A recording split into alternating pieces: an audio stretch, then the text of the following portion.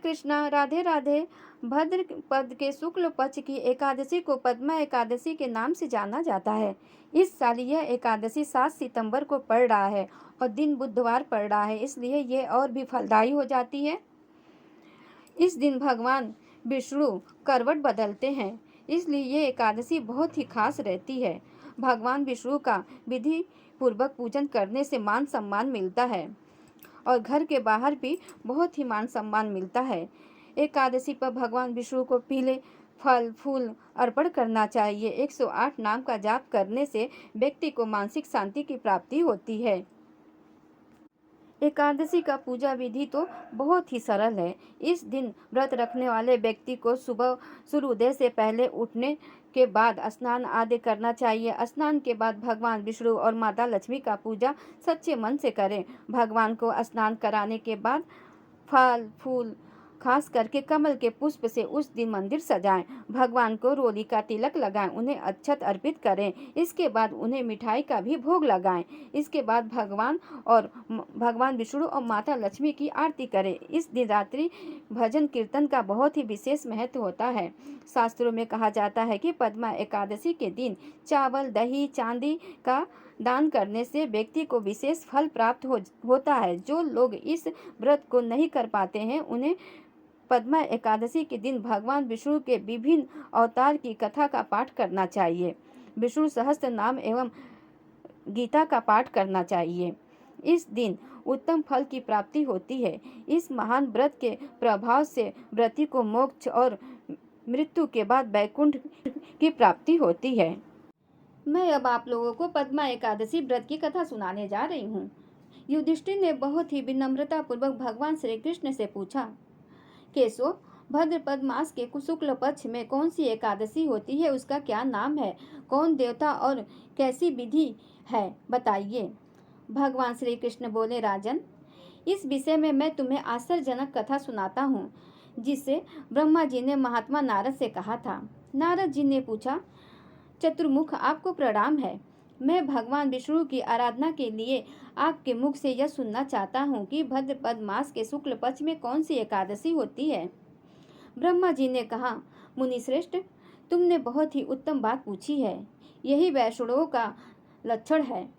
भाद्रपद के शुक्ल पक्ष की एकादशी को पद्मा नाम से जानते हैं। उस दिन भगवान हरि का पूजा किया जाता है और व्रत रखा जाता है। यह उत्तम व्रत अवश्य करने योग्य है। सूर्य वंश में मानधाता नाम के एक चक्रवर्ती सत प्रतिज्ञ और प्रतापी राजा हुए हैं। वे प्रजा का अपने पुत्र की भांति ही धर्म पूर्वक पालन किया करते थे। उनके राज्य में अकाल नहीं पड़ता था, मानसिक चिंता नहीं सताती थी और व्याधि का प्रकोप भी नहीं होता था। उनकी प्रजा निर्भय और धन धान से समृद्ध थी। महाराजा के कोष में केवल न्याय उपार्जन धन का ही संग्रह था। उनके राज्य में समस्त वर्णों के आश्रम के लोग अपने अपने धर्म में लगे रहते थे। मानधाता के राज्य की भूमि कामधेनु के समान फल देने वाली थी। उनके राज्य करते समय प्रजा बहुत ही सुख प्राप्त करती थी तथा बहुत ही सुख शांति से रहती थी। एक समय किसी कर्म का फल भोग प्राप्त होने पर राजा के राज्य में 3 वर्ष तक वर्षा नहीं हुई। इससे उनकी प्रजा भूख से पीड़ित होकर के नष्ट होने लगी। तब संपूर्ण प्रजा ने महाराजा के पास आकर के इस प्रकार कहा। प्रजा बोली, राजन, आपको प्रजा की बात सुननी चाहिए। पुराणों में मनीषी पुरुषों ने जल को नार कहा है। वह नर ही भगवान का अयन निवास स्थान है, इसीलिए नारायण कहे जाते हैं। नारायण स्वरूप भगवान विष्णु सर्वत्र व्यापक रूप में विराजमान हैं। वे ही मेघ रूपी वर्षा से अन्न उत्पन्न होता है और अन्न से प्रजा जीवन धारण करती है। राजन, इस समय अन्न के बिना प्रजा का नाश हो रहा है, अतः ऐसा कोई उपाय कीजिए जिससे हमारे योगक्षेम का निर्वाह हो। राजा ने कहा, आप लोगों का कथन तो सत्य है, क्योंकि अन्न को ब्रह्म कहा गया है। अन्न से ही जगत जीवन धारण करता है। लोक में बहुधा ऐसा सुना जाता है तथा पुराणों में भी बहुत विस्तार के साथ वर्णन है कि राजाओं के अत्याचार से प्रजा को पीड़ा होती है। अतः जब मैं बुद्धि से विचार करता हूँ तो मुझे अपना किया हुआ अपराध नहीं दिखाई देता है। फिर भी मैं प्रजा का हित करने के लिए पूर्ण प्रयत्न करूँगा।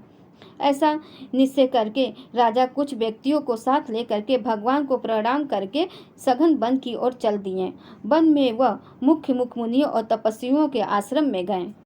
एक दिन उन्हें ब्रह्मपुत्र अंगिरा ऋषि का दर्शन हुआ। उन पर दृष्टि पड़ते ही राजा हर्ष से भर करके अपने वाहन से उतर पड़े और इंद्रियों को वश में करते हुए दोनों हाथों को जोड़ करके मुनि के चरणों में प्रणाम किया। मुनि ने भी स्वास्तिक कह करके राजा का अभिनंदन किया और उनके राज्य के सातों अंगों की कुशलता पूछी। राजा ने अपनी कुशलता बता करके मुनि के स्वास्थ्य का समाचार पूछा। मुनि ने राजा को आसन और जल दिया। उन्हें ग्रहण करके जब वे मुनि के समीप बैठे तो उन्होंने उनके आगमन का कारण पूछा। तब राजा ने कहा, भगवान, मैं धर्म अनुकूल प्रणाली से पृथ्वी का पालन करता था, फिर भी मेरे राज्य में वर्षा का अभाव हो गया। इसका क्या कारण है? इस बात को मैं जानना चाहता हूँ। मुझे इस बात का कोई भी ज्ञान नहीं है। ऋषि बोले, राजन, यह सब युगों में उत्तम सतयुग है। इसमें सब लोग परमात्मा के चिंतन में लगे रहते हैं तथा इस समय धर्म अपने चारों चरण से युक्त है। इस युग में केवल ब्राह्मण ही तपस्वी होते हैं, दूसरे लोग नहीं। किंतु महाराज, तुम्हारे राज्य में एक घृणित व्यक्ति तपस्या करता है, इसी कारण मेघ पानी नहीं बरसाते। तुम इसके प्रतिकार का यत्न करो, जिससे यह अनावृष्टि का दोष शांत हो जाए। राजा ने कहा, मुनिवर, एक तो यह तपस्या में लगा है, दूसरे निरा अपराध है, अतः मैं इसका अनिष्ट नहीं करूँगा। आप उक्त दोष को शांत करने वाला किसी धर्म का उपदेश कीजिए। ऋषि बोले, राजन, यदि ऐसी बात है तो एकादशी का व्रत करो। भाद्रपद मास के शुक्ल पक्ष में जो पद्मा एकादशी से विख्यात है एकादशी होता है, उसके व्रत के प्रभाव से निश्चय ही उत्तम फल की प्राप्ति होगी। नरेश, तुम अपनी प्रजा और अपने परिजनों के साथ व्रत करो। ऋषि का यह वचन सुन करके राजा अपने महल लौट आए। उन्होंने चारों वर्णों के समस्त प्रजा के साथ भाद्रपद के शुक्ल पक्ष की पद्मा एकादशी का व्रत किया।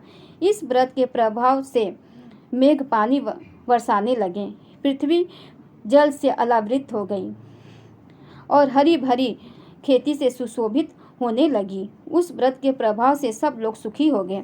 भगवान श्री कृष्ण कहते हैं, राजन, इस कारण इस उत्तम व्रत का अनुष्ठान अवश्य करना चाहिए।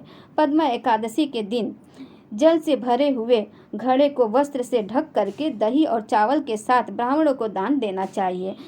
साथ ही छाता और जूता भी देना चाहिए। साथ ही इस मंत्र का उच्चारण करना चाहिए। नमो नमस्ते गोविंद बुद्ध श्रवण संज्ञा अधोधत संशयम कृत्वा सर्व सौख्या प्रदो भव भक्ति मुक्ति प्रदस्यव लोकांत सुखदायक।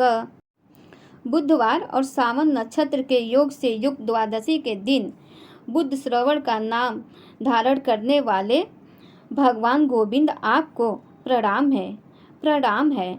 मेरी पाप राशि का नाश करके आप मुझे सब प्रकार के सुख प्रदान करें।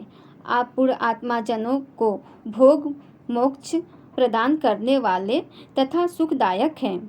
राजन, इसे पढ़ने और सुनने मात्र से मनुष्य का सब पापों से मुक्ति हो जाती है। अगर मेरा वीडियो आप लोगों को अच्छा लगा हो, like, subscribe and share. Hare Krishna.